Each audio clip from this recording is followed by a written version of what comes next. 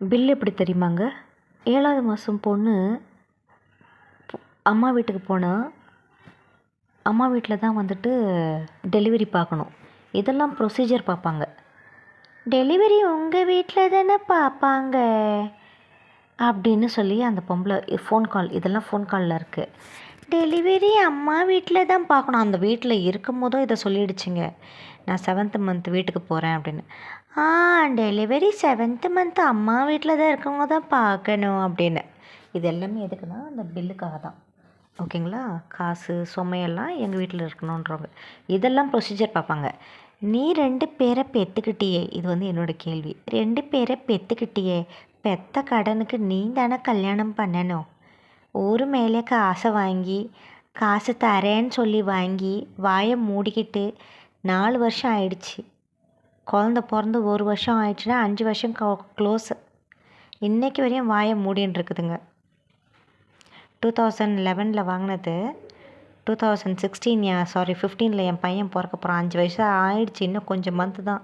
1 year nearly 1 year கூட இல்லை, nearly 1 year தான். க்ளோஸே ஆகிடும். அவ்வளோ வருஷத்தில் ஒரே ஒரு நாள், ஒரு வருஷம் வந்து 365 டேஸு. 365 × 5 டக்குன்னு வரல. எவ்வளோ வருஷம்? 365 × 5 60 மந்த்ஸு. 60 மந்த்ஸு. அந்த 60 மந்த்ஸில் ஒரே ஒரு நாள் இஎம்ஐ எப்படி கட்டுறே, இஎம்ஐ எவ்வளோ, ஏன் பொண்ணு கல்யாணத்தை நீ தான் பண்ணு, இஎம்ஐ டேட் என்ன, ஏதாவது ஒன்று கேட்டிருக்கோங்களா? காசு எனக்கு அக்கௌண்ட்டில் விழுந்துச்சோ அன்னைக்கே எஸ்கேப் ஆகிடுச்சுங்க. Escape, that is called clear escape. அதை பற்றி பேசக்கூடாது. நீயா வந்து மாட்டினல்ல சாவுங்கிற மாதிரி தான் இருந்துச்சு அதுங்க பண்ண விதம். இந்த பையனும் அப்படி தான். இவன் வாயும் திறக்கல. இவன் கூட கல்யாணம் ஆயிடுச்சு 1 வருஷம் கழித்து 1.5 வருஷம் கழித்து கல்யாணமே ஆகுது.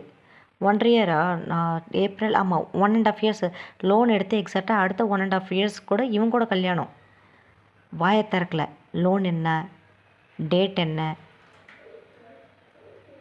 1.5 இயர்ஸ் கழிச்சு கல்யாணம் ஆகுது. 1.5 இயர்ஸ் கழிச்சு குழந்த பிறக்குது. அப்போ வரைக்குமே வந்து இவன் வாயிலேருந்தும் அந்த வார்த்தை இஎம்ஐனா என்னதுன்னு தெரியாது. அதாவது நான் கட்டுற இஎம்ஐ எவ்வளோன்னு தெரியாது. நான் கட்டுற டேட் என்ன, இஎம்ஐ டேட் என்னன்னு தெரியாது. இதெல்லாம் இவங்க பண்ணியிருந்தாங்கன்னா தெரிஞ்சிருக்கும். எவ்வளோக்கு சேங்ஷன் ஆச்சுன்னுலாம் தெரியாது. என் அக்கௌண்ட்டில் எவ்வளோ வந்துச்சு, வந்ததில் நான் என்னென்ன பண்ணேன், அது மட்டும்தான் அதுங்களுக்கு தெரியும். பக்கா ஃப்ராடு குடும்பம். எனக்கு இதுங்களை பற்றி, இதுங்க சின்ன வயசுலேருந்து வாழ்ந்ததுக்கு பார்த்திங்களா, அந்த வண்ணாந்துறைன்னு சொல்லிட்டு அடையாரில் அந்த இடத்துல போயிட்டு அந்த அப்போ இருக்கவங்கள வந்து கேட்கணுன்னு ரொம்ப ஆசை. இதுங்கெல்லாம் எப்படி அந்த காலத்தில் எத்தனை பேரை நாமம் போட்டிருக்காங்கன்னு சீரியஸாக. அப்போ என்ன ஆகுது, பில்லு வந்து 50,000, நியர்லி 60,000 சம்திங் வருது. அப்போ நான் இவங்கிட்ட நான் வாய் திறந்து கேட்குறேன், என்கிட்ட அவ்வளோ காசு இல்லை, என்ன பண்ணுறது அப்படின்னு. எங்கள் அப்பா என்ன பண்ணுறாரு, எங்கள் அப்பாட்ட காசு இல்லை. எங்கள் அப்பா வந்து காரைக்குடி கூடி போய்ட்றாரு. ஐயோ என்னடா இதுன்ற. ஓகேங்களா? எங்கள் அப்பா வந்து ஊரில் ஒரு சின்ன வேலை, அதை போயிட்டு வந்துடுறேன்னு சொல்லிட்டு அவர் கிளம்பிட்டார். எங்கள் அம்மாட்ட எங்கள் அப்பா 1 ரூபா கொடுத்து நான் பார்த்தது இல்லைங்க. எனக்கு நினைவு தெரிஞ்ச நாட்கள்லேருந்து காய்கறியாக இருந்தால் கூட அவர் தான் வாங்கிட்டு வருவார். எங்கள் அம்மா கடைக்கு போனதில்லை. எங்கள் அம்மா முதல்ல கடைக்கு போனதே வந்துட்டு நான்லாம் குழந்த பிறந்ததுக்கப்புறமேட்டு தான், நான் பெற்றதுக்கப்புறம் தான் நினைக்கிறேன். ஆமாம், என் குழந்தெல்லாம் பிறந்ததுக்கப்புறம் தான் எங்கள் அம்மா கடைக்கு போகிறதே பார்த்தேன். எங்கள் வீட்டு பக்கத்தில் இருக்க கடை, அது கூட போக மாட்டாங்க. அந்த ஸ்டேஜில் தான், இல்லாட்டி நான் ஒர்க் பண்ணும்போது நைட் ஷிஃப்ட் ஒர்க் பண்ண போயிருக்காங்களா, நைட் ஷிஃப்ட் ஒர்க் பண்ணும்போது கடைக்கு போயிருக்காங்கன்னு நினைக்கிறேன். ஸோ ஆனால் அதுக்கும் முன்னாடிலாம் எனக்கு தெரிஞ்சு எங்கள் அம்மாவை நான் கடைக்கு கூட போய் காசு கொடுத்தா தானே கடைக்கு போய், எங்கள் அம்மா வீட்டில் வந்து டெய்லரிங் பண்ணுவாங்க. ப்ளவுஸு, சல்வார் அது மாதிரிலாம் தைப்பாங்க. அந்த காசெல்லாம் என்ன பண்ணுவாங்க, ஓப்பன் புக் மாதிரி தான், திறந்த வச்ச புக்கு மாதிரி தான், அப்படியே வச்சுருவாங்க பைசா. அதை ஆட்டையை போடுறதுக்குனே வந்துடுவார், எடுத்துகிட்டு போயிடுவார் ட்ரிங்க்ஸ் அடிக்க. ஓகே, அதெல்லாம் கரெக்டாக கேட்பார். நேற்று ஒரு துணி தைச்சி, அதுக்கு என்ன காசு வந்துச்சு, கொடுத்தாங்களா இல்லையா, இல்லை வந்துச்சுனாலும் எங்கள் அம்மா வந்து இந்த ஒளிச்சு வைக்கிற புத்தி, இல்லை சேர்த்து வைக்கிற புத்தி எதுவுமே இல்லை. அப்படியே வேணும், யாருன்னா வேணும்னா கூட கொடுத்துருவாங்க. எனக்கு இவ்வளோ இருந்தால் தா அப்படின்னா கொடுத்துருவாங்க. எங்கள் அம்மாட்ட இருக்க காசு அவ்வளோதான் இருக்கும். அது ரெகுலராக வருமா? ரெகுலராலாம் வராது. யாருனா தைக்க கொடுத்தாங்கன்னா அந்த காசு, யாருனா தைக்க கொடுத்தாங்கன்னா அந்த காசை வந்து வேல்யூ மட்டும் பண்ணி வச்சுப்பாங்க. இத்தனை தைக்க போகிறாங்க, இவ்வளோ வரும், ஸோ அந்த டைமுக்கு நம்ம வாங்கிக்கலாம் அவங்ககிட்டேருந்து அப்படின்னு. இந்த கணக்கு தான். ஸோ எங்கள் அம்மாட்ட எங்கேருந்து காசு வரும்? எங்கள் அம்மாவுக்கு வந்து அங்கே ஸ்ட்ரெயின் எடுக்க வேண்டாம்னு சொல்லி நான் கூப்பிட்டு வந்து விட்டுருக்கேன். நியர்லி 50,000 சம்திங் வருது. எந்த பையன் தெரியுமா? நான் வந்து எனக்கு ஒரு பையனை ரொம்ப பிடிக்கும். இவன் சைல்ட்ஹுட் ஃப்ரெண்டு. நான் கூட அவனுக்கு வந்து நெக்லஸ் கொடுத்தேன். அவங்க ஏதோ கஷ்டன்றதுனால கேட்டான்னு சொல்லிட்டு இவன் என்கிட்ட வாய் திறந்து கேட்கல, நானாக தான் சொன்னேன். நெக்லஸ் தான் இருக்குல்ல புதுசு, அதை எடுத்துன்னு போய் வச்சுக்க சொல்லு, வச்சு கிளியர் பண்ண சொல்லு அப்படின்னு சொல்லி நானாக தான் சொன்னேன். அப்புறம் திருப்பி இவன் ஒரு வார்த்தை விட்டதுக்கு அப்புறமேட்டு நான் பிடிச்சிக்கிட்டேன். இதுவாக நான் பிடிச்ச முயலுக்கு 3 காலுன்ற மாதிரி. எவ்வளோ மாதம் ஆயிடுச்சு? 3-4 மாதம் ஆயிடுச்சா வாங்கி?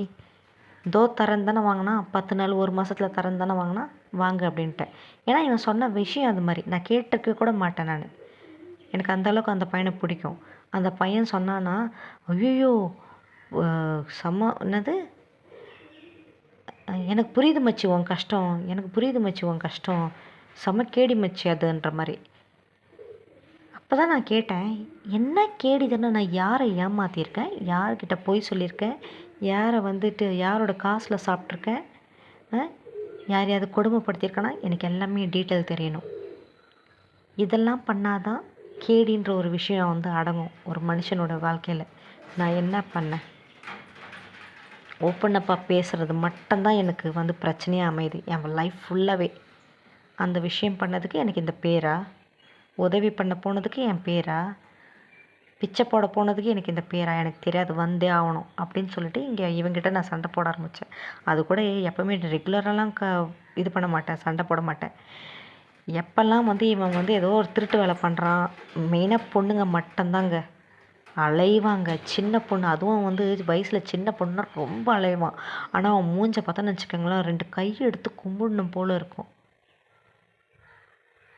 கோயிலில் வேலை செய்கிற பண்டித் மாதிரி இருப்பாங்க, ஐயர் மாதிரி இருப்பாங்க பார்க்குறதுக்கு. ஒன்றும் தெரியாத அப்பாவி மாதிரி இருக்கும் முகம். ஆனால் 24 மணி நேரமும் வாயில் கஞ்சா பாக்கு போட்டு பொண்ணுங்களை ஜூம் பண்ணி பார்க்குறது, பார்ட்ஸாக பார்க்குறது. என் குழந்த பிறந்து நடுவில் தூங்கும் போது கூட அந்த வேலையெல்லாம் பார்த்தாங்க அந்த நாய். அந்த குழந்தைக்கு அந்த சென்ஸ் இருக்காது, அதுக்கு தோணாது. இப்போது எத்தனை பேருக்கு வந்துட்டு மைண்டில் ஓடுதுன்னு தெரியாது. இந்த அளவுக்கு வந்து ஆர்வமாக இருக்கானே அப்படின்னா ஒய்ஃப் கிட்ட எனி டைம் அப்படி தான் இருப்பான். இல்லவே இல்லை. நான் இப்போ சொல்கிறத நல்லா கேட்டுக்கோங்க. கல்யாணம் ஆன இது டைமில் இருந்து 1.5 வருஷம், அந்த 1.5 வருஷத்தில் அந்த 3/4 நாள் சண்டை. ஆனால் அந்த கல்யாணம் ஆன டைம்லேருந்து 1.5 வருஷம் வரைக்கும், அதாவது நாங்கள் கன்சீவ் ஆகிறதுக்கு முன்னாடி வரைக்கும் 2013, 14, 15 கன்சீவ் ஆனதுக்கு அப்புறமேட்டு அந்த ரிலேஷன்ஷிப்பே சுத்தமாக இல்லை. ஓகேங்களா? அதெல்லாம் பண்ணக்கூடாதுன்னு எனக்கு தெரியும். அவனுக்கே அது அவனுக்கும் அந்த இன்ட்ரெஸ்ட் இல்லை. இருந்துச்சுனாலும் நான் அவாய்ட் பண்ணுற மாதிரி தான் இருந்தேன். ஓகேங்களா? ஸோ கன்சீவ் ஆகிற வரைக்கும் தான், மிஞ்சி போனால் ரொம்ப கம்மி தாங்க. ரெகுலர் பேஸஸ்லாம் இல்லைங்க. ஒரு வருஷத்தில் 365 நாள்னு வச்சுக்கோங்களேன். ஒரு வருஷத்தில் 365 நாள்னால் ஹார்ட்லி மிஞ்சி போனால் ஒரு வருஷம் ஃபுல்லாகவே ஒரு 100 டைம்ஸ், ஒரு 150 டைம்ஸ், அவ்வளோதான். 100 டைம்ஸில் ரொம்ப ஜாஸ்தி நான் சொல்கிறேன்னு நினைக்கிறேன். அதுக்கும் கம்மியாக தான் இருந்திருக்கும். ஓகேங்களா? அதுக்கப்புறமேட்டு நீங்கள் இதை பார்த்தீங்கன்னு வச்சுக்கோங்களேன், 100 டைம்ஸில் ஐயோ ரொம்ப ஜாஸ்தி, எனக்கே ஆச்சரியமாக இருக்குது. மாதத்துக்கே 3-4 நாள் தடவை தாங்க இருக்கும். அந்த ஓவிலேஷன் பீரியடில் தான் ரெகுலராக இருக்கும். அதுக்கப்புறம்லாம் ரெகுலராக நைட் ஷிஃப்ட் போகிறதுக்கும் வரத்துக்கும் இதுக்கே டைம் இருக்கும். அந்த அந்த அந்த ஒரு இதிலலாம் எனக்கு கொடுப்பனெல்லாம் அவன் கொடுக்கல. அதுக்கப்புறம் குழந்த பிறந்ததுக்கு அப்புறமேட்டு, அதான் துபாய் போயிட்டான்ல, துபாய் போயிட்டு வருஷத்தில் ஒரு தடவை வருவான். சாரி, 1 மாதம் வருவான். அந்த 1 மாதத்தில் வந்தான்னு வச்சுக்கோங்களேன், இங்கே 15 டேஸு, அங்கே 15 டேஸு, சம்டைம்ஸ் இங்கெல்லாம் 1 மந்த் கூட இருந்திருக்கான். ஓகேங்களா? அங்கே ஒரு 2-3 நாள் இருக்கிற மாதிரிலாம் இருந்திருக்கான். ஸோ அது மாதிரிலாம் இருக்கும்போது இப்போ 15 நாள் இருந்தாலும் சரி, 1 மாதம் இருந்தாலும் சரி, மிஞ்சி போனால் 1 or 2 டைம்ஸ் தான் எனக்கு தெரிஞ்சு. ஃபார் எக்ஸாம்பிள், ஸோ நான் வந்து 5 வருஷத்துக்கான கணக்கே நான் சொல்கிறேன். நாங்கள் துபாய் போகும்போது தான் மிஞ்சி போனால் ஒரு 3 மாதம் இருந்தோம். அந்த 3 மாதத்துல ஒரு 10 டைம்ஸ் கிட்ட நடந்திருக்கும். சீரியஸாக அதெல்லாம் நான் கவுண்ட் பண்ணேன். ஏன்னா கவுண்ட் பண்ணுற அளவுக்கு தான் அதெல்லாம் நடந்துச்சு என் லைஃப்பில். ஓகேங்களா? 3 மாதம் இருந்தால் அந்த 3 மாதத்துலேயே ஒரு 10 டைம்ஸ் கிட்ட நடந்திருக்கும். நான் ஓவராலாக கால்குலேட் பண்ணேன்னு வச்சுக்கோங்களேன், என்னைக்கு இவன் துபாய் போனானோ அதுலேருந்து கால்குலேட் பண்ணால் அந்த 5 இயர்ஸில் ஹார்ட்லி நில்லுங்களேன், ஹார்ட்லி பார்த்தோன்னா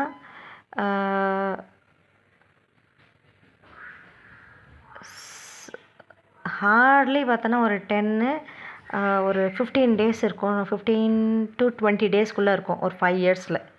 ஒரு 5 இயர்ஸில் 15 to 20 டேஸ், அவ்வளோதான். அதுக்கு மேலெலாம் இருந்ததே இல்லை. சான்ஸே இல்லை, சான்ஸ்லெஸ். அதுக்கப்புறம் துபாயிலேருந்து பெர்மனெண்ட்டாக வந்தான் பார்த்தீங்களா, 2021 வந்தான். 2021 வரும்போது 2021 1 டைம் அந்த இயர் ஃபுல்லாகவே. அதுக்கப்புறம் அவன் போகல. 2021 1 டைம் இல்லை, ஒரு 1 2 3 டைம்ஸ் கிட்ட இருந்திருக்கும் ஒரு இயர் ஃபுல்லாகவே. ஓகேங்களா? அதுக்கப்புறம் பெர்மனெண்ட்டாக இங்கே வந்துட்டான். இங்கே வந்தோம் சண்டை கிண்டான்னு. அதுக்கப்புறமேட்டு அந்த கோவிட் அட்டாக் ஆச்சு. கோவிட் வந்தப்போ வந்து போயிட்டான். திருப்பி அவனாக வந்தான். அக்டோபரோ செப்டம்பரோ ஏன் வந்தான், எதுக்கு வந்தான்லாம் தெரில. வந்து இங்கே வேலை செய்கிற, மேபி அவனுக்கு இங்கே வேலை கிடைக்கிற மாதிரி இருக்குது, அந்த சாக்கு வச்சுட்டு வந்திருக்கான் போல். ஸோ அந்த டைமில் வந்து ஒரு 2 டைம்ஸ் இருக்கும்னு நினைக்கிறேன். தட்ஸ் இட்ங்க லைஃப்பில். Total everything is done. அந்த 2021 2022லாம் ஒன்றும் இல்லை, ஒரு டேஷும் இல்லை எனக்கு தெரிஞ்சு. அதே மாதிரி 2023 அதான் டைவர்ஸு. ஸோ ஓவராலாகவே இவன் கூட நான் கல்யாணம் ஆனதுலேருந்து கால்குலேட் பண்ணேன்னு வச்சுக்கோங்களேன். கல்யாணம் வந்து 2013 அக்டோபர்லேருந்து 2024 அக்டோபர் வரைக்குமே வச்சுக்கலாம். டைவர்ஸில் தான் இருக்கிறேன். ஓகேங்களா? 2024 அக்டோபரில் வேண்டாம், 2024 வேணாம், 2023 வேண்டாம், 2022 வரைக்குமே வச்சுக்கோங்களேன். 2022 ஓவராலாக நீங்கள் வந்துட்டு எவ்வளோ இயர்ஸ் ஆச்சு? 2013, 13, 14, 14, 15, 15, 16, 16, 17, 17, 18, 18, 19, 19, 20, 21, 22, 8 இயர்ஸ் ஆஃப் லைஃபா? அந்த 8 இயர்ஸ் ஆஃப் லைஃப்பில் வந்துட்டு அவன் கூட வாழ்ந்தது வந்து பார்த்திங்கன்னா, வாழ்ந்ததே சொல்கிறேன், மிஞ்சி போனால் ஒரு 1.5 இயர்ஸ் தான் இருக்கும். 1.5 இயர்ஸ் தான் இருக்கும் டோட்டலாக. அடிக்கடிக்கு சண்டை கிண்டன்லாம் கேரளாக்கெலாம் போயிடுவான், இல்லாட்டி எங்கேயாவது அவங்க அக்கா வீட்டுக்கு போயிடுவான். அதெல்லாம் நான் சொல்கிறேன். 8 இயர்ஸில் 5 இயர்ஸ் வந்து அங்கே, மிச்சம் இருக்க 5 இயர்ஸ் வந்து துபாயிலேருந்து 1 மந்த் இங்கே வரானா கூட ஒரு 5, அதுலேருந்து நம்ம கால்குலேட் மைனஸ் எடுக்கிறோன்னா கூட இங்கேருந்து ஒரு 24 மந்த்ஸ் ப்ளஸ் 30 மந்த்ஸ். ஸோ ஓவராலாகவே இவ்வளோதாங்க. அவன் கூட வாழ்க்கைனாலே ஒரு 30 மந்த்ஸ்க்கும் கம்மியாக தான் இருக்கும் இந்த 8 இயர்ஸ் ஆஃப் இதில். இல்லைண்ணா, 20 மந்த்ஸ்ன்றது ரொம்ப ஜாஸ்தியாச்சு. நான் வந்து ஒரு சரி, அவன் கல்யாணம் ஆனதுலேருந்து இது வரைக்கும் இங்கே மிஞ்சி போனால் ஒரு 150 தாண்டி இருக்காதுங்க. 8 இயர்ஸில் 150 டைம்ஸ்க்கு மேலே ஜாஸ்தி தாண்டி இருக்காது. இவ்வளோதாங்க என் லைஃபு. இந்த 2023 போயிட்டான். ஓகேங்களா? இன்றைக்கி வரைக்கும் 2023 ஜான்வரி 1க்கு போனான், 1ஆம் தேதி நைட்டு மிட்-நைட்லேயே விட்டுட்டு போயினான். என்னன்னு சொல்லிட்டு போனான்னாலாம், பப்பு டிஸ்கோன்னு லைஃப்பை ஜாலியாக என்ஜாய் பண்ணவேண்டி, உன்கிட்ட கல்யாணம் பண்ணி உன்னை சாவடிக்கிறேன்டி, அது உன்னை கல்யாணம் பண்ணிட்டு நான் சாவறேன்டி, என் வாழ்க்கையே போச்சுடி அப்படின்னு அந்த குழந்தைய வச்சுன்னு பேசுகிறான். செம்ம குடி, ஃபுல் குடி. இந்த வார்த்தையெல்லாம் விட்டான். இப்போ அந்த ரீசெண்டாக நான் அந்த வார்த்தையை நான் விட்டேன். இப்போன்னு இல்லை, அன்றைக்கி எங்கள் அக்காவும் எங்கள் அம்மாவும் அந்த நைட்டே நான் வர வச்சேங்க. என்னை செம்ம அடி அடிச்சிட்டான், ரத்தம் வருது, வைபவக்கா பயந்து கீழே வீட்டில் ஓட்டான், தயவுசெய்து வாங்க, இந்த மாதிரி அடித்து போட்டான் அப்படின்னு சொன்னோன்னே என்னால் சத்தியமாக நடக்கக்கூட முடியல. தயவுசெய்து வாங்கன்னு கெஞ்சினேன். அந்த மிட் நைட்லேயே ஓடி வந்தாங்க எங்கள் வீட்டிலேருந்து. அங்கே மிட்நைட்லேருந்து வரும்போது அவங்க முன்னாடி வச்சுட்டே நான் சொன்னேன். என்ன தெரியுமா சொன்னான்? பப்பு டிஸ்கோன்னு லைஃப்பை ஜாலியாக என்ஜாய் பண்ணவனா அவன், என்னை கல்யாணம் பண்ணிட்டு சாவுறானா அப்படின்னு அவங்க முன்னாடியே சொன்னேன். அவன் சொன்னதை அப்போ வந்து அவன் அட்மிட் பண்ணிட்டான் அந்த வார்த்தையை. கம்முன்னு இருந்தான், வாயை திறக்கல. இதை நான் சொல்லிவிட்டு இதையும் நான் சொன்னேன். பப்பு டிஸ்கோன்னு ஜாலியாக இருந்தாராம், என்னை கல்யாணம் பண்ணி அவர் வாழ்க்கையே தொலைஞ்சிருச்சான். தயவுசெய்து வந்து எல்லாரும் தெரிஞ்சுக்கிட்டீங்கல்ல, நான் ஆரம்பத்துலேருந்து சொல்லும் போதெல்லாம் வந்து திருப்பி திருப்பி நீங்கள் பண்ணீங்க தப்பு. நான் கூட தப்பு பண்ணிட்டேன்னு நான் கூட திருந்தி எப்படி அவன் கூட இருக்கணுமோ வாயை மூடிக்கிட்டு பேச்சுவார்த்தை இல்லாமல் இருந்தேன். உங்ககிட்ட நான் அதை எதிர்பார்த்தேன். திருப்பி திருப்பி அவன் அவன் ஒரு கொக்கி போடுறான்னா அந்த கொக்கிக்கு ஏற்ற மாதிரி நீங்கள் பேச்சு கொடுக்குறீங்க. அவன் பேச்சு கொடுக்குறதே வந்து எல்லாமே ஒரு நோக்கத்தால் தான்றது நான் அத்தனை தடவை சொல்கிறேன், நீங்கள் கேட்கல. இந்த ஆள் வாயில் இந்த குழந்தைய வச்சுக்கிட்டு வந்த வார்த்தையெல்லாம் பார்த்தீங்கல்ல அப்படின்னு சொல்லிட்டு அந்த வார்த்தையை நான் மென்ஷன் பண்ணுறேன். பப்பு டிஸ்கோலாம் ஜாலியாக இருந்தானா அதெல்லாம் சொல்கிறேன். அது மட்டும் சொல்லலை, இன்னொன்று சொன்னேன். என்னென்னா, ஒரு பொண்ணோட தொடர்பு இருக்குது. நான் தினந்தோறும் அவனுக்கு இந்த வீட்டில் சாப்பாடு போடுறேன், சமைச்சிக்கிட்டு இருக்கேன், பாத்திரம் கழுவுனா பெருக்குனாலும் என்ன பண்ணிகிட்டு இருந்தாலும் நான் எல்லாத்தையும் அப்சர்வ் பண்ணிட்டேன். ஒரு பொண்ணோட காண்டாக்டில் இருக்கான், பேசிக்கிட்டு இருக்கான். அதை வைபவம் பார்த்துட்டான். அதை அவன் மழுப்புறான். வைபவம் இத்தனைக்கும் பக்கத்தில் நின்று பார்த்தான். ஓகேங்களா? இதெல்லாம் இருக்குது. இதெல்லாமே வந்துட்டு கஸ்டடின்னு வச்சோன்னு வச்சுக்கோங்களேன், கண்டிப்பாக எல்லாத்தையும் கக்க தான் செய்யணும். ஒன்றுத்தான் மறவே முடியாது. எல்லாம் விஆர் அண்டர் பிளாக் பாக்ஸ். இது வந்து நான் உங்ககிட்ட சொல்கிறேன். அன்றைக்கி நான் எங்கள் வீட்டில் சொல்ல, பொண்ணோட தொடர்பில் இருக்கிறது தான் எங்கள் வீட்டில் அன்றைக்கி நைட்டு சொன்னேன். இது மாதிரி டிஸ்கோ கிஸ்கோ அந்த வார்த்தையெல்லாம் விட்டான் பார்த்தீங்களா, அதையும் சொன்னேன். பொண்ணோட தொடர்பில் இருக்கான், தயவுசெய்து விட்டுருங்க. அது அரிப்பு எடுத்து போய் கிடக்குது, அரிச்சிக்கிண்டு இருக்குது. அதோட அரிப்பை வந்து வெளியில் அவுத்து விட்டுறலாம், அது போய் மேயட்டும், அது மேயறதுக்காக பிறந்தது அப்படின்னு நான் சொல்லிட்டேன். அதுக்கப்புறமேட்டு அந்த நைட்டு ஐயோ இவ கூடலாம் இருக்கவே முடியாது, என்னது பொண்ணா, என்னது நான் இன்னொரு இதுவா, இது பாருங்க, ஹலோ எக்ஸ்கியூஸ் மீ. இது வந்து இந்த வார்த்தை சொல்லும் போது எங்கள் அம்மாவும் எங்கள் அக்காவும் இருக்காங்க இங்கே. என்னது பொண்ணா, என்னது இன்னொரு வாழ்க்கையா, அப்பா போதும்டா சாமி. செம்ம ஃபோர்ஸில் கையை, அதாவது எப்படின்னா இப்படி செம்ம அப்படி ஃபோர்ஸில் அடித்து சொல்கிறான். என்னென்னு தலைக்கு மேலே வச்சு, எம்மா தாயே, பொண்ணுங்களை நினச்சாலே பயமாக இருக்குமா, இன்னொரு கல்யாணமா, சான்ஸே இல்லை, ஐயோ பெரிய கும்பிடுறான்னு பலார்னு ஒரு 2 கையும் சேர்த்து அடித்த மாதிரி அடிச்சுட்டு, அந்த மாதிரி ஒரு நாடகம் போட்டு வெளுத்து போன துணிங்களெல்லாம் எடுத்துகிட்டு நல்ல அந்த குடி போதையிலேயுங்க வெளுத்து போனது, சும்மா லைட்டாக நூல் வந்த துணிங்க, இது மாதிரிலாம் வந்து விட்டுட்டு போயிட்டான். நல்ல நல்ல துணிங்க. அவனுக்கு நான் மால்ஸில் எடுப்பேன் பிராண்டடாக, எனக்கெலாம் கூட நான் எடுக்க மாட்டேன். அவனுக்கு நான் மாலில் எடுத்து கொடுத்த ட்ரெஸ்ஸுங்கெல்லாம் 2000 3000 ஒரு ஷர்ட்டு காஸ்ட்டே. அந்த மாதிரி எடுத்து கொடுக்குற 3000க்குலாம் எடுத்து கொடுத்ததில்ல, 2000 1500 அது மாதிரிக்கெலாம் ஷர்ட் எடுப்பேன். அந்த மாதிரி எடுக்கிற ஷர்ட்டெல்லாம் வந்து என்ன பண்ணுறான், எடுத்துக்கிறான். நல்ல நல்ல ஷூவு அதெல்லாம் எடுத்துக்கிறான். பிஞ்சு போன செருப்பு, பிஞ்செல்லாம் போல பழைய செருப்பு, அதுக்கப்புறம் பழைய ட்ரெஸ்ஸு வெளுத்து போயிடுச்சு, அது மாதிரி இதெல்லாம் வந்துட்டு நைஸாக விட்டுட்டு கிளம்புறான். அந்த குடி போதிலையும் எவ்வளோ தெளிவாக போகிறான் பாருங்க அவன். நான் கிளம்புறேம்மா என்னை விடுங்கம்மான்னு. அடித்த அடியில் எனக்கு பேசவும் முடியல. எங்கள் வீட்டில் பேசக்கூடாதுன்னு நான் சொல்லிட்டேன். நான் பேசாதீங்க, தயவுசெய்து யாரும் பேசாதீங்க. எங்கள் வீட்டில் இருக்கவங்க கம்முன்னு அண்டர்ஸ்டாண்ட் பண்ணிக்கிட்டாங்க. என்னை லைஃப்பில் ஃபஸ்ட் டைம் எங்கள் வீட்டில் இருக்கவங்க அண்டர்ஸ்டாண்ட் பண்ணி வாயை மூடின்னு உட்காடுறாங்க. இவனை மட்டும்தான் பேசுகிறாங்க. நானும் சொல்லிட்டேன், பொண்ணு தொடர்பில் இருக்கான், அரிப்பு எடுத்து சுற்றுறான், மேயட்டும். அது மேயறதுக்குன்னே பிறந்த கேஸ் அது. ஏன்னா வந்து ஒருத்தி மேய்ஞ்சிட்டு தான் இவனை வந்து பெற்று போட்டிருக்கா, கம்முன்னு விட்டுருங்க அப்படின்ட்டேன். அதுக்கப்புறமேட்டு எங்கள் வீட்டில் இருக்கவங்களும் சைலண்ட்டாக இருந்துட்டாங்க. இவன் என்ன பண்ணால், அந்த 2:30 மணி நள்ளிரவு 2:30 மணிக்கு கிளம்பிட்டான் மிட் நைட்டில். அப்போது எனக்கு இவன் அடித்த அடியில் என்னால் எந்திரிக்க முடியல. அப்போ எங்கள் அக்காவுக்கும் பயங்கரமாக தூக்கம். அன்றைக்கெல்லாம் வந்துட்டு நிறைய மாவு மில்லில் நிறைய இது ஒர்க் பண்ணியிருக்கா, மாவு அரைச்சிருக்கா. அது வந்து அவளுக்கு உடம்பெல்லாம் ரொம்ப பெயினாக இருக்குதுன்னு சொல்லிட்டு அவளும் வந்து தூங்கிட்டா. சரி எதுவாக இருந்தாலும் நாளைக்கு பார்த்துக்கலான்னு. அப்புறம் மறுநாள் எந்திரிக்கும் போது என்னால் எந்திரிக்க முடியல. Full blood clot. அவன் கழுத்தை பிடிச்சது, இந்த வாயில் அடித்தது, உடம்புல ஃபேஸு, கழுத்து, உடம்பு, கை வரைக்கும் முதல் கொண்டு ஷோல்டர். அவன் இந்த கழுத்தை பிடிச்சி இப்படி தொங்க விட்டான் பாருங்கள் செவுத்தில். அந்த கழுத்து தான் ஃபுல் பிளட் கிளாட் பயங்கரமாக இருந்துச்சு. இந்த இதுலேருந்து இந்த சைட்லேருந்து இந்த ரைட் இயர்ஸ் வரையுமே பயங்கரமான கிளாட்டு. இதுக்கவே அசிங்கமாக இருந்துச்சு வெளில போகிறதுக்கு.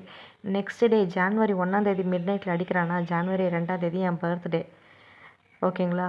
எந்திரிச்சு என்னால் கோயிலுக்கு போகணுன்னு, ஜான் 1 கோயிலுக்கு போகணுன்னு நினச்சேன். எல்லா பர்த்டேவும் அட்லீஸ்ட் மேக்ஸிமம் வீட்லேயே தான் இருப்பேன். அந்த பர்த்டே பிடிக்காது ஒரு சில காரணத்தினால. ரொம்ப வருஷம் ஆயிடுச்சு. ஆனால் இவன் லைஃப்பில் வந்ததுக்கப்புறமேட்டு அட்லீஸ்ட் விளக்கேத்தி சாமியாச்சும் கும்பிடுவேன். அப்படியாவது இருந்தது. அப்போ என்ன பண்ணுறேன், என்னால் அந்த எந்திரிச்சு விளக்கு எங்கள் அக்கா கிளம்பிட்டா. எங்கள் அக்கா காலையிலே கிளம்பிட்டா. மிஷினுக்கு ஆள் வருவாங்க அப்படின்னு சொல்லிட்டு. எங்கள் அம்மா என் கூட இருக்காங்க வைபவ பார்த்துக்கிட்டு. இவன் எங்களை விட்டுட்டு போன அன்னைக்கு அந்த நள்ளிரவு விட்டு போனான்ல, அதுக்கு முன்னாடி நாள் நான் பிளான் பண்ணுறேன்.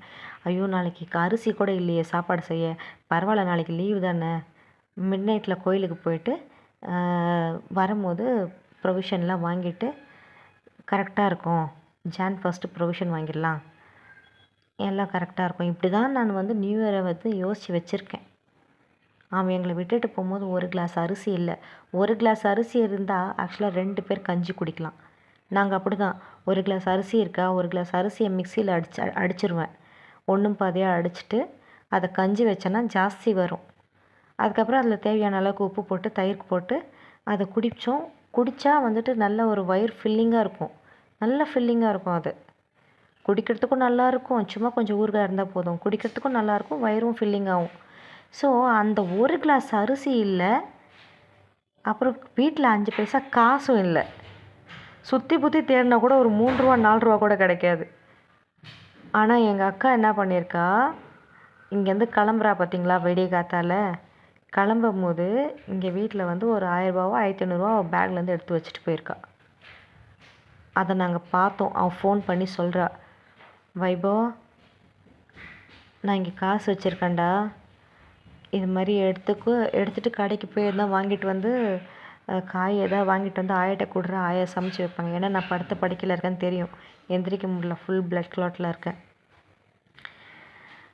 அதுக்கப்புறமேட்டு எங்கள் அம்மாவும் அவனும் தான் கடைக்கு போய் இங்கே பக்கத்தில் இருக்க கடையிலேருந்து அரிசி காயெல்லாம் வாங்கிட்டு வந்துட்டு சமைச்சு எனக்கும் கொடுக்குறாங்க, அவங்களுக்கும் சாப்பிட்றாங்க. நான் சாப்பிட மாட்டேன்ட்டேன். ஸோ ஜான் 1 ஃபுல்லாக சாப்பிடல, ஒன்றும் பண்ணல. ஒரு மாதிரி பேய் அடைஞ்ச வீடு மாதிரி இருந்துச்சு. படுத்த படுக்கையிலே இருக்கேன். என் புள்ள வந்து பால்கனியில் நின்று எல்லோரும் பட்டாசு வெடிக்கிறதும் புது ட்ரெஸ்ஸை போட்டு வரதும், கோயிலுக்கு ஃபேமிலியோடு எல்லோரும் கோயிலுக்கு போய்ட்டு வரதும், இதெல்லாம் வேடிக்கை பார்த்துட்டு உட்காந்துட்ருக்கான் எங்கள் அம்மாட்ட பேசிக்கிட்டு. நான் வந்து பெட்ரூமில் எந்திரிச்ச பாடு இல்லை. ஜான் 1 ஃபுல்லாக படுக்கிறேன். படுத்த படுக்கையே தான். ஜான் 2 ஈவினிங் 6 மணிக்கு எழுந்திரிச்சேன். 6 மணிக்கு எழுந்திரிச்சு குளித்து விளக்கு ஏற்றிட்டு திருப்பி வந்து படுத்துக்கிட்டேன். அப்புறம் எங்கள் அம்மா சாப்பாடு வச்சுருந்தாங்க போல், ரைஸு, ரசம், பொரியல் வச்சுருந்தாங்க. அதை எடுத்து சாப்பிட்டு திருப்பியும் படுத்து தூங்குறேன். கிட்டத்தட்ட ஒரு 3 days. January 3 அன்னைக்கு 2 இப்படி போச்சா, January 3 அன்னைக்கு இல்லை நம்ம கோயிலுக்கு போயிட்டு வந்துடலாம் அப்படின்னு சொல்லிட்டு நடக்க முடியல. பொறுமையாக எழுந்திரிச்சு ஓலா புக் பண்ணி இங்கேருந்து ஆவடிக்கு ஓலாவா இல்லை என்னோடய ஸ்கூட்டியில் தான் போனேன். என்னோடய ஸ்கூட்டி எடுத்துக்கிட்டு ஃபேஸ் எல்லாம் கவர் பண்ணிக்கிட்டு ஸ்கூட்டி எடுத்துகிட்டு போயிட்டு அங்கே ஆவடி செக் போஸ்ட்டில் போட்டுட்டு அங்கேருந்து ஷேர் ஆட்டோ எடுத்துகிட்டு புட்லூர் கோவில் போனேன். எனக்கு போகணும் போல் இருந்துச்சு அன்றைக்கி புட்லூர் கோயிலுக்கு போய் அழுகணும் போல் இருந்துச்சு. அப்போ January 3 அங்கே போய் நல்லா அழுதுட்டு சாமியெல்லாம் கும்பிட்டுட்டு வண்டி எடுத்துகிட்டு திருப்பி வீட்டுக்கு வந்தேன். வீட்டுக்கு வந்து ஒரே குழப்பம், என்ன பண்ணுறதுனே தெரியலையே, சாப்பாட்டுக்கு காசு இல்லையே, இந்த பொண்ணு இது மாதிரி 1500 ரூபா வச்சுட்டு போயிருக்கு, எவ்வளோ நாளைக்கு, எனக்கு ஒன்றுமே புரியாமல் இருந்துச்சு. பையனுக்கு வந்து ஸ்கூல் வர இருக்குது, வேலம்மாளில் படிச்சிட்ருக்கான், அகாடமியில் சூப்பராக படிப்பான், கிளாஸ் டாப்பர் வேறு அவன். So class topper, pickup drop இருக்குது, அதனால் பிரச்சனை இல்லை. பிக்கப் வந்து நம்ம தான் போய் விடணும். வரும்போது ட்ராப் மட்டும்தான் வந்து ஸ்கூல் வேனு. ஸோ நாங்கள் அந்த மாதிரி ஒரு ஆப்ஷன் மட்டும்தான் நாங்கள் எடுத்துருந்தோம். அப்போ என்ன ஆகுது,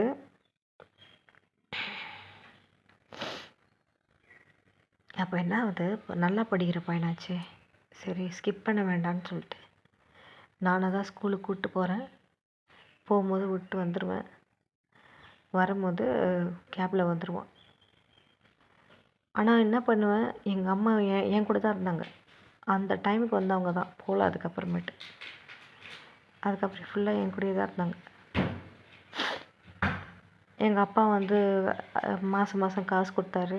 ஒரு 5000 கொடுப்பாரு, 4000 கொடுப்பாரு, அது மாதிரி கொடுப்பாரு.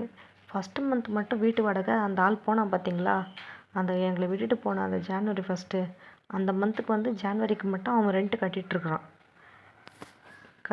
நாங்கள் வாய் மூடிக்கிட்டேன். இன்னொன்று ஜான் 2 அன்னைக்கு நான் வந்து எந்திரிச்சு, அதாவது என் பர்த்டே அன்னைக்கு மெசேஜ் அனுப்புகிறேன் அவனுக்கு. உனக்கு என்ன டைவர்ஸ் தானே வேணும், உனக்கு டைவர்ஸ் தானே வேணும், இதுக்கு தானே நீ இவ்வளோ போராடுற, நான் டைவர்ஸ் கொடுக்க ரெடியாக இருக்கேன் அப்படின்னு நான் தான் இந்த மெசேஜை இனிஷியேட் பண்ணேன். ஸோ இதை எப்படி வந்து பப்ளிசிட்டி பண்ணிட்டான்னா, நீங்களாக தாங்க டைவர்ஸ் கேட்டீங்க, நீங்களாக தான் டைவர்ஸ் கேட்டீங்க, என்னை அடித்து ஒரு தடவை டைவர்ஸ் வேணும்னு சொன்னான். எனக்கு தெரியாது நீ டைவர்ஸ் கொடுத்தே ஆகணும்னு சொன்னான். அதுவும் மறைச்சிட்டான். ஓகேங்களா. ஹாப்பினஸ் அப்பார்ட்மெண்ட்டில் இருக்கும்போது தான் அடித்தான். எனக்கு தெரியாது, எனக்கு டைவர்ஸ் வேணும், சாவடிச்சிடுவேன், இல்லாட்டி எனக்கு டைவர்ஸை குடுறின்னு சொல்லிட்டு அப்போ ஒரு தடவை பயங்கர ஃபோர்ஸ் பண்ணான். கல்யாணம் ஆன 3வது மாதமா 2வது மாதமா என்கிட்ட நல்லா தான் பேசிகிட்ருக்கோம், 2 பேரும் நல்லா தான் பேசிகிட்ருக்கோம். ஓகே, நான் அன்றைக்கி ஒரு நாள் நான்வெஜ் எடுத்துகிட்டு வரோம், சாப்பிட்றான், செக்ஷுவல் அஃபேர் வேறு வைக்கிறான். வச்சுருந்தும் அவனோட சர்ச் இன்ஜினில் என்ன காமிச்சிது தெரியுங்களாங்க, கல்யாணம் ஆன 2 3 மந்த்துங்க. சர்ச் இன்ஜினில் என்ன பார்த்துருக்கான்னா, எவ்வளோ இயர்ஸ் கழித்து டைவர்ஸ் பண்ணால் it won't be a problem அப்படிங்கிற மாதிரி ஒரு இதை வந்து பார்த்துருக்கான் அவன். எனக்கு அப்போவே தூக்கி போட்டுச்சு, என்னடா இதுன்னு. அப்போ என் மைண்டில் என்ன தோணுச்சுன்னா, மேபி நம்ம அந்த சண்டை அந்த பள்ளிக்காரனை வீட்டுக்கு போயிட்டு வந்தோம், அதுக்கு அதை மனசில் வச்சுக்கிட்டு ஏதாவது இது பண்ணுறானோ அப்படி. சரி, அது மாதிரிலாம் இருக்காது, மேபி ஏதோ ஒரு கோவத்தில், பட் ஆனால் கேஷுவலாக தானே இருக்கான் அப்படிங்கிற மாதிரிலாம் தோணுச்சு. இது வந்து அப்போவே பார்த்தான். ஃபைன், நிறைய இருக்குது. நான் ஏன் ரிவர்ஸ் அதான் அப்பப்போ ஏதோ ஞாபகம் வர்றதெல்லாம். இப்போ நான் வந்துட்டு அதான் சொல்லிட்டேன்லங்க, நான் வந்து ஒரு டேரக்டர் இல்லைங்க, ப்ரொசீஜராக சொல்கிறதுக்கு. எனக்கு என் முன்னாடி யாரோ இருக்கீங்க, ஒரு 4 பேர் இருக்கீங்க, உங்ககிட்ட பேசுகிற மாதிரி தான் நான் பேசிகிட்டு இருக்கேன். எனக்கு மைண்டுக்கு ஞாபகம் வர்றதெல்லாம், ஆனால் எதையும் நான் விடக்கூடாது, அவ்வளோதான். எதையும் நான் விடக்கூடாது, எதையும் நான் மிஸ் பண்ணக்கூடாது. ஐயோ, நான் இதை சொல்ல மறந்துட்டேன்ற ஒரு ஏக்கம் இருக்கக்கூடாது எனக்கு. எல்லாமே பதிவாகும். அட்லீஸ்ட் என் பையனுக்கு இன்ச்சாக எல்லாமே தெரியணும். அவன் பெருசாகும் போது ஆல்மோஸ்ட் எல்லாமே தெரியுங்க அவனுக்கே. அப்புறம் என்ன ஆகுது, இப்போ நான் அந்த ஆக்சுவலாக ஹாஸ்பிட்டல் பில்லை பேச வந்து தான் இவ்வளோ தூரம் பேசிட்டேன் நினைக்கிறேன். அப்போ கடைசியில் பில்லுக்கு இந்த பொம்பளை வந்து காலே பண்ணல குழந்தை பிறந்ததுக்கப்புறம். ஓகேங்களா. காலையில் வந்து அதுக்கு தகவல் வந்து எங்கள் அக்கா ஃபோன் பண்ணி சொல்லியிருக்கா, ஆம்பளை பிறந்திருக்கு அப்படின்னு சொல்லிட்டு, ஆம்பளை குழந்தை பிறந்திருக்குன்னு சொல்லிட்டு இன்ஃபார்ம் பண்ணிட்டா. அவ்வளோதான். அதுங்கெல்லாம் எனக்கெலாம் கால் பண்ணி கேட்குறதோ பேசுகிறதோ அது மாதிரிலாம் எதுவும் இல்லை. டெலிவரி முடிஞ்சிச்சு. காசுக்கு நான் இவன் என்கிட்ட பேசுகிறான். நான் இவன்கிட்ட பேசும்போது இது மாதிரி ஆயிடுச்சு, பைசா வந்து கண்டிப்பாக ஆகும், 50க்கு மேலே ஆகும். அதுக்கேற்ற மாதிரி 50+ ஆச்சு, நியர்லி 60. அப்போ என்ன பண்ணுறதுன்னு நான் சொன்னேன், ஆல்ரெடி வந்து இவங்க ஃபேமிலி ஃப்ரெண்ட் அங்கிள், அவங்க வந்து எனக்குன்னா ஹெல்ப் பண்ணுறதுக்கு ரெடியாக இருக்காங்க எப்போவுமே. ஓகேங்களா. அந்த அங்கிளே வந்துட்டு ரொம்ப நல்ல மனுஷன் அவர். அப்போது எனக்குன்னா ரெடி பண்ணுறதுக்கு இருக்காங்க, அந்த அங்கிள் கொடுக்கறதுக்கு ரெடியாக இருக்காங்க. பட் ஆனால் அவங்கக்கிட்ட வேண்டாம், நம்ம இப்போ தானே துபாய்க்கு போகும்போது அவர்கிட்ட வாங்கினேன் அப்படின்னு சொல்லிட்டு இவன் வழக்கம் போல் அமைதியாக இருக்கான். எதுக்கு அமைதியாக இருக்கான் தெரில. ஓகே. ஸோ நெக்ஸ்ட் என்ன ஆகுது, என் கழுத்தில் அந்த தாலி செயின் இருக்குது. ஓகேவா. கழுத்தில் தாலி செயின் இருக்குது. துபாய்க்கு போகும்போது கூட, துபாய்க்கு எப்படிங்க போனான் அவன், எங்கள் அக்கா வந்து 5000 ரூபா கொடுத்துச்சா, அதுக்கு முன்னாடி எவ்வளோ செலவு இருந்துச்சு தெரியுங்களா. அந்த செலவுலாம் எப்படி வந்துச்சு, நகையை வச்சு கொடுத்தேங்க, நகையை வச்சு கொடுத்தேன். என்கிட்ட வந்து அந்த இஎம்ஐக்கு அதுக்கு இதுக்குன்னு காசு வச்சுருந்தாலும் நகை இருந்துச்சு என்கிட்ட. அந்த நகையை வச்சு தான் வந்து நான் சில அமௌண்ட்டுங்க கொடுத்தேன், நிறைய விஷயங்கள் அவன் பண்ணுறதுக்கு. ஒரு பல்க் ஜுவல்ஸை கொண்டு போயிட்டு மணப்புரமில் வச்சுருந்தேன். மணப்புரமில் அதெல்லாம் இருக்குது, எந்த டேட்டுக்கு வச்சேன், எவ்வளோக்கு வச்சேன்னு. ஸோ அதெல்லாம் அந்த ட்ராக்கை பார்த்தாலே தெரிஞ்சிடும், ஓ இந்த ரீசன் தான், இந்த பீரியட் தானே, இந்த ரீசன் தான் அப்படின்றது தெரியும். எனக்கு இப்போ எக்ஸாக்டாக ஞாபகம் இல்லை. அப்போ கடைசியாக என்கிட்ட கழுத்தில் அந்த செயின் மட்டும்தான் நிற்கிது. ஓகேங்களா? அப்போது இவங்ககிட்ட நான் சொல்கிறேன், பா இவனோட ஃப்ரெண்டுங்க, அந்த சைல்ட்ஹுட் ஃப்ரெண்டில் 2 பேர் வராங்க குழந்தைய பார்க்குறதுக்கு, இவனோட குழந்தைன்னு சொல்லிட்டு. அப்போ அவங்க என்ன பண்ணுறான், அவங்ககிட்ட நான் சொல்லியிருக்கேன், சரி நான் இவங்கிட்ட என்கிட்ட இருந்துச்சு காசு, எவ்வளோ 30 சம்திங் இருந்துச்சு காசு, 30,000 சம்திங் இருந்தது. அப்போ நான் சொல்கிறேன், இவ்வளோ தான் இருக்குதுன்னு சொன்னப்போ தான் கரெக்டு, இவ்வளோ தான் இருக்குதுன்னு சொன்னப்போ தான் அந்த பையன்கிட்ட வந்து 30 மட்டும் நான் அரேஞ்ச் பண்ண சொல்கிறேன் அப்படின்னு. அப்போ அந்த பையன் 30,000 எடுத்துகிட்டு இங்கே ஹாஸ்பிட்டலுக்கு வரான் குழந்தைய பார்க்குறதுக்கு. அப்போ நான் என்ன பண்ணுறேன், கையில் அந்த 30,000 இப்படி வாங்கி அந்த நிமிஷமே என் கழுத்தில் இருக்க தாலியை கழட்டி கொடுக்குறேன். அந்த நிமிஷமே ஒரு நிமிஷம் நில்லுங்க சாய், இந்தாங்க அப்படின்னு சொல்லி கழுத்தில் இருக்க செயினை, ஏன் என்ன கழட்டுறீங்க, ஏன் கழட்டுறீங்க, தாலி டாலர் கூட நான் கழட்டல, டாலர் மட்டும் கழட்டிக்கிட்டேன்னு நினைக்கிறேன், ஞாபகம் இல்லை. தாலி கூட கழட்டாமல் கொடுத்தனா இல்லை தாலி கழட்டிட்டு கொடுத்தனான்னு தான் ஞாபகம் இல்லை. ஆனால் செயினை வந்து நான் கொடுத்தேன். சாய் இந்தாங்க, தயவுசெய்து குழந்தை வந்து கடனில் பிறக்க வேண்டாம்,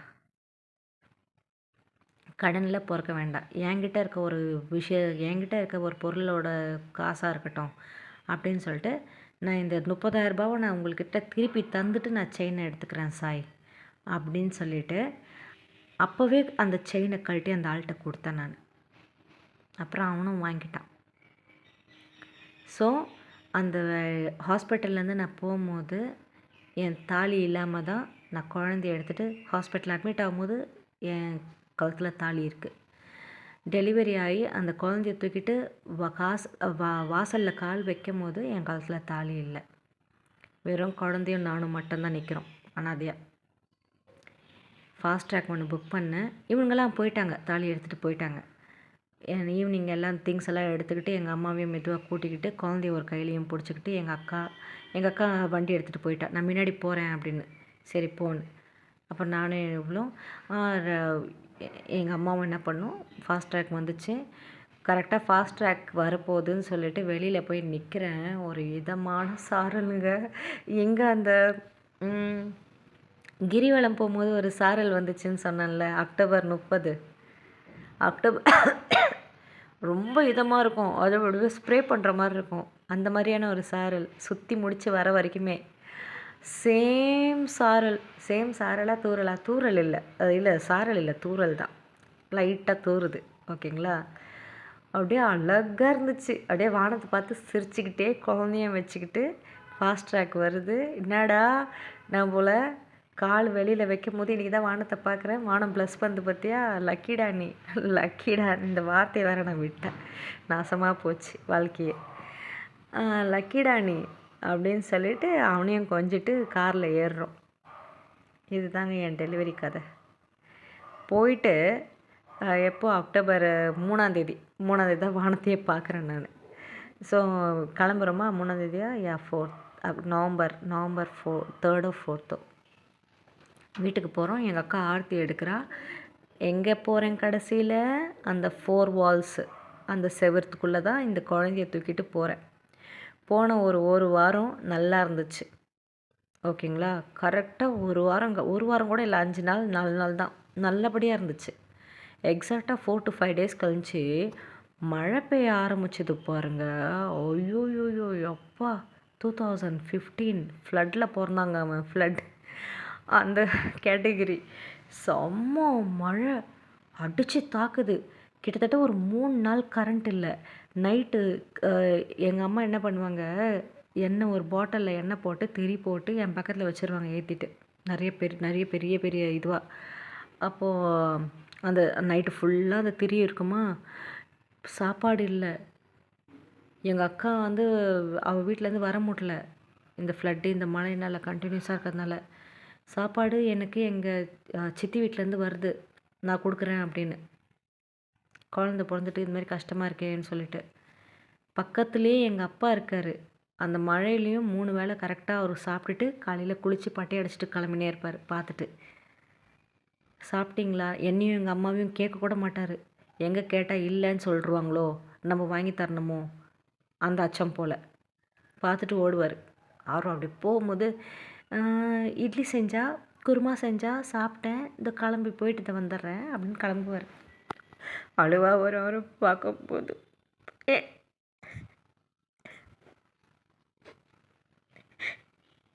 குழந்தைங்களுக்கு பசின்னா அப்பாட்ட அம்மாட்ட தானே கேட்பாங்க, யார்கிட்ட போய் கேட்பேன்?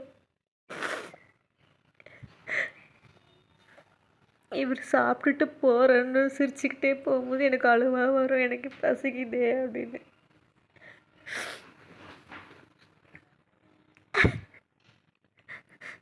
அப்புறம் ஃப்ளட்டு ஓவர் ஆகுதா, எங்கள் அக்கா கட்டின வீடு வந்து சரியாக கட்டலை போல், வீட்டுக்குள்ளே தண்ணியெல்லாம் ஒழுக ஆரம்பிக்குது. தண்ணியில் பயங்கரமாக ஒழுக ஆரம்பிக்குது ஆக்சுவலாக.